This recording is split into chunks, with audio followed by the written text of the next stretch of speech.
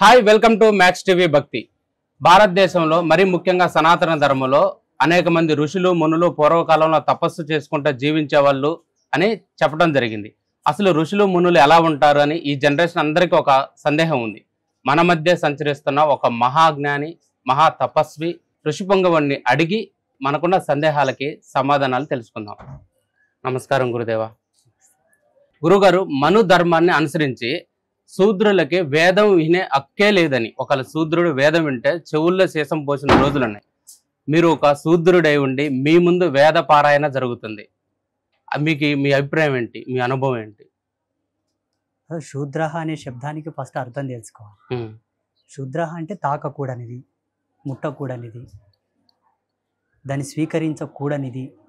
అలా స్వీకరించబడనివి జగతిలో ఎన్ని ఉన్నాయో అన్నీ శూద్రతమే. ఓకే. అట్లా ముట్టకూడనివి ఏవేవి అవుతున్నాయి, అది మనుష్య కావచ్చు, జంతువు కావచ్చు, వస్తువు కావచ్చు, ఏది ఉన్నది శూద్రమే. ఓకే. శాస్త్రం ప్రకారంగా సూర్యోదయం కాకన్నా ముందు జీవుడు ఎవరైనాను, మనుష్య జన్మ ఎత్తిన ఎవరైనాను పండిన పరుపు తీసి శిరస్నానం చేసిన తర్వాతనే చీపురైనను తాకాలి అనేది ధర్మం. ఓకే. సూర్యోదయం అయిన తర్వాత కూడా పండిన పరుపు తీయని ఎవడైనా శూద్రుడే, అది బ్రాహ్మణుడైన శూద్రుడే. ఓకే.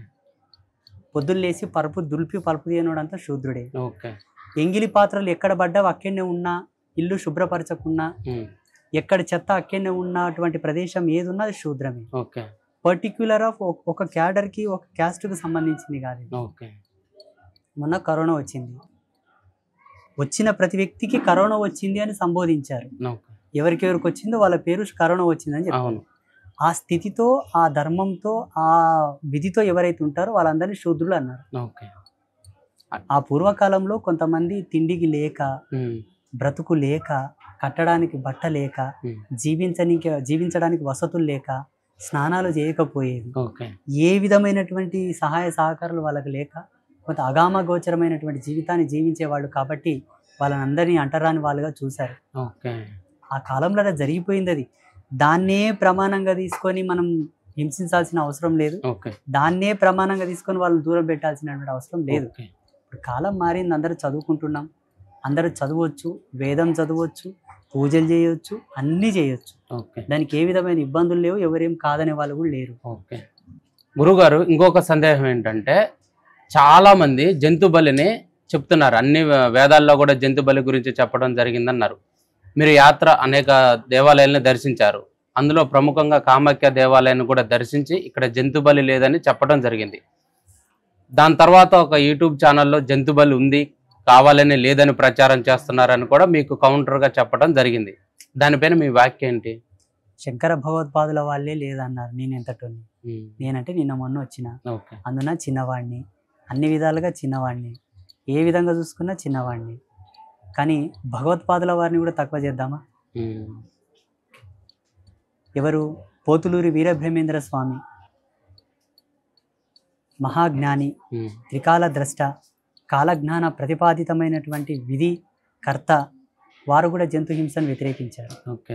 ఎందరో యోగి పుంగవులు, ఋషులు, సిద్ధులు, తాపసులు జంతువులను వధించేదాన్ని ఖండించారు. అందులో నేను ఒక్కడిని. ధర్మాన్ని ఎవరైతే సమున్నతమైన స్థితిలో ఆలోచన చేస్తారో వాళ్ళందరూ చెప్పేది ఒకటే, అహింస పరమో ధర్మ. హింసను వీడండి, అహింసపరులై జీవించండి. ఎందుకంటే కాలం పోతూ పోతూ పోతూ తల్లిని పిల్ల కూడా కోసుకొని తినే దినం రావచ్చు. అందుకే మొదలికే బేస్ సరి చేసుకోండి, మొదలికే బేస్ సరి చేసుకోండి. మనిషికి రూఢి అయిపోతుంది, తిని తిని తిని తిని తిని అలవాటు అయిపోయి చివరికి ఏమి తినాలో కూడా విచక్షణ రహితులై జంతువులను తిని విడిచిపెట్టి మనుషులను కూడా తినొచ్చు. అందుకే మొదలకే ఆ హింసను పక్కన పెట్టండి, సాధుత్వ జీవనంతో జీవించండి అని చెప్పారు.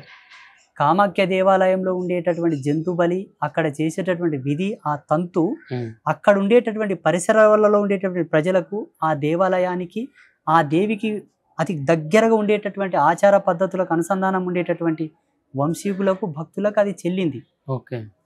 మనం వెళ్ళి ప్రత్యేకంగా ఏదో దొరుకుతుందని చేయడం తప్పు. కామాక్షి దేవాలయంలో హోమం చేస్తే కోరికలు నెరవేరవా?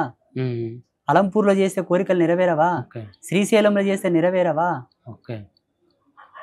మా గుణం ఏంది, మా ధర్మం ఏంది? ఎంతసేపు ఉన్నా చలిచీమకు కూడా హాని తలపెట్టొద్దు.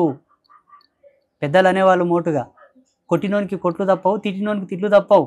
నీవు దేవత పేరు విని ఒక జీవాన్ని కోస్తున్నావేమో, దాని ఉసురు నీవు మోయక తప్పదు, దానికి చక్ర వడ్డీ చెల్లించాల్సిందే. దేవత ఉందా లేదా, వరాలు ఇస్తుందా లేదా, అది పక్కన పెట్టండి. అది సిద్ధాంత పటిమ, అది తెలిసే వాళ్ళకి తెలుస్తుంది. మేము నేర్చిన సాధన, మా అభ్యాసన మేము చెప్పాలనా లేదా, అది ధర్మం, చెప్తాం. వాళ్ళు కౌంటర్ ఇస్తున్నారు, ఇస్తారు, ఇవ్వబోతున్నారు, అది వాళ్ళ విజ్ఞానం, వాళ్ళ యొక్క విఘ్నత, వాళ్ళ గొప్పతనం. ఇచ్చుకోకో. అద్దంలో చూపించినంత మాత్రాన కొండ ఏమైనా చిన్నగా అవుతుందా, కొండ విలువ తగ్గుతుందా? ఎవరు సత్యం ఎవరు అసత్యమో ప్రజలే తీర్పు చెప్తారు. మాణికేశ్వర మాత నుండి ఇక్కడ అమ్మవారు మహాయోగిని, తాడువాయి శబరిమాత ఉండే, జిల్లెల 3 అమ్మవారు ఉండ్రి, అవధూతలు వాళ్ళు. ఈ జగతినే దాటిన, ఈ సంసార సామ్రాజ్యాన్ని దాటి అవధులు దాటినటువంటి మహా అవధూతలు వాళ్ళు కూడా ఇదే చెప్పిరు కదా. నాకన్నా వాళ్ళే గొప్పగా చెప్పిండ్రు, ఇంకా నేనేం చెప్పట్లా. వేపాకంత చెప్తలేను నేను, నాకన్నా గొప్పగా చెప్పిండ్రు వాళ్ళు.